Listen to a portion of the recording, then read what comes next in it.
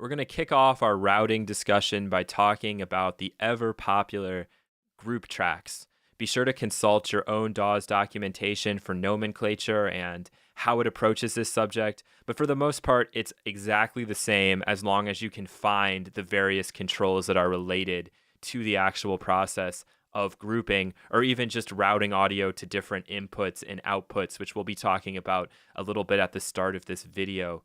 These are all theoretical examples that we're going over. I'm not showing you this in the context of a mix, mainly because I don't want to throw off your judgment. So if I was to go in here and make all of these determinations on the mix that you're eventually going to be mixing, I feel like it's a little bit unfair and might cloud your judgment and impact the way that you're hearing that song.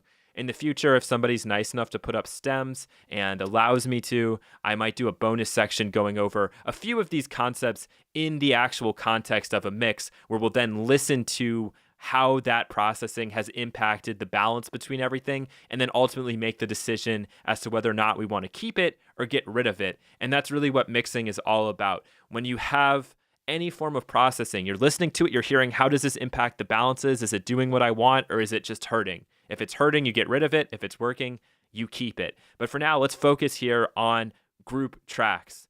And group tracks at one time was like the really hot issue in the digital audio workstation world.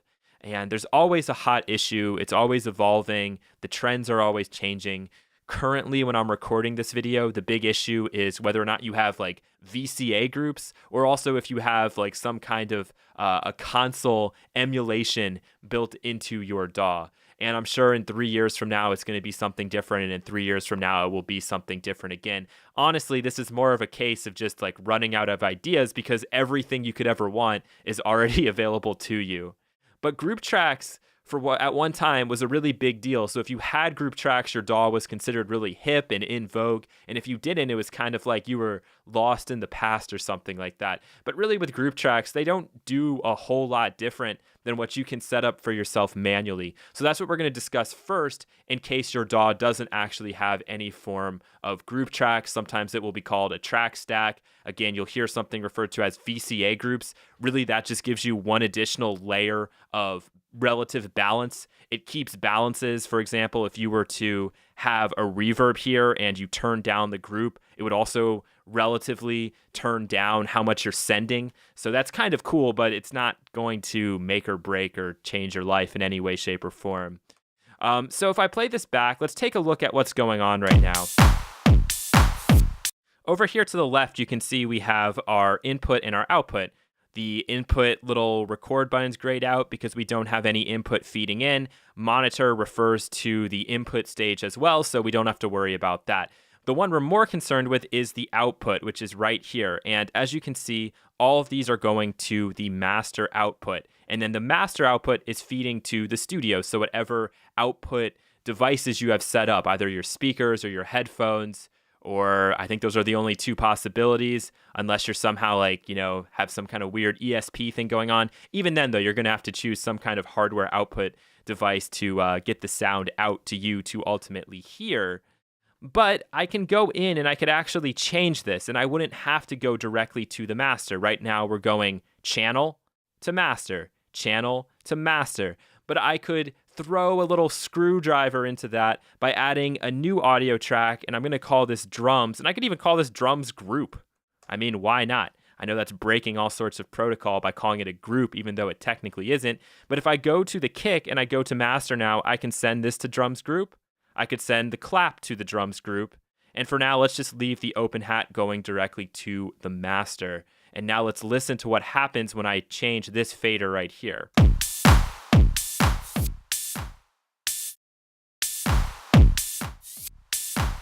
So it's changing that relative balance that we've already set up and defined with the kick and with the clap. And what I'd probably do is go in here and color these something slightly lighter, so I know that this is related to this track up here. I can still go in, I could still change, something on the clap, like its pan position.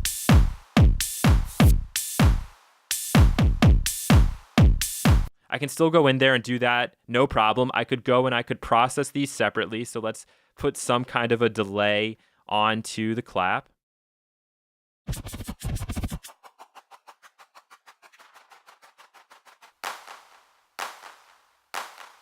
There we go. I'm happy with that. So I could put on a delay just for the clap, but then I could still process these drums together. So for example, I could go onto the drums as a whole, which again, this drums group just applies to the kick and the clap.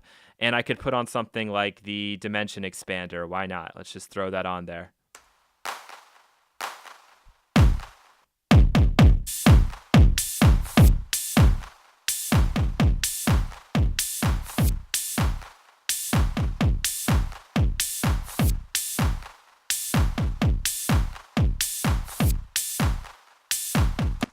So that's really the essence of grouping, to be honest with you. That's what's going on when we do make a group track. It gives us the ability to process our sounds individually and then also as a group. And if I wanted to send the open hi-hat into this group, all I have to do is go into the master and select drums group. So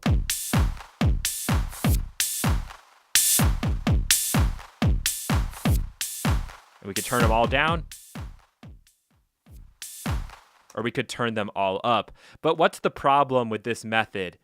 There really is no problem other than space and organization. And that's where group tracks are really phenomenal. So let's get rid of this drums group for now. And let's just go back in here and make sure we set everything to be going to the master output. So we should be able to hear everything again. Cool, just like I always wanted. And now we'll go with the alternative approach. And again, you could be working in the mix view or you can work in the arrangement view if you have the options. Since I make a lot of music, I almost always am working in the arrangement view, even for mixing, just because that's what I'm comfortable doing. But I'll select all three of these guys and I can right click, and here's in this program how I group the tracks. Again, in your application, it might be a little bit different. And so now the only difference here when I select group is that you can see it's changed the display somewhat, but I can also now close this up. Okay, and by closing this up, this is really what separates the group track from the method I just showed you before. It gives us additional space to work with, but otherwise everything else is exactly the same. I can apply processing specific to the group. If I go in here and add the dimension expander,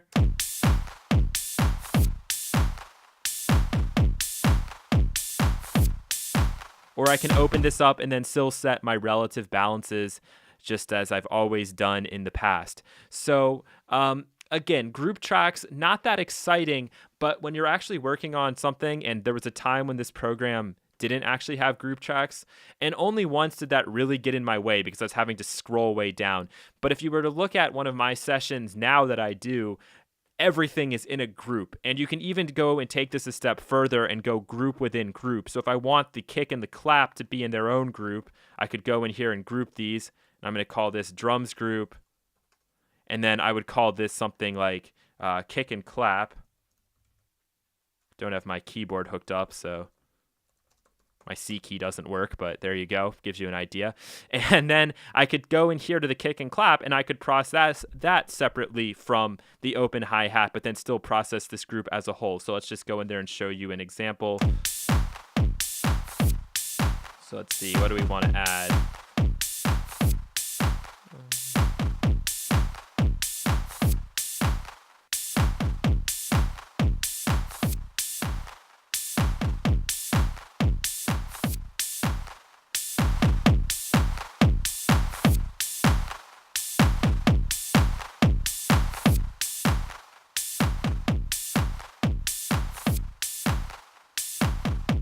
And we can set those balances relative to one another as well.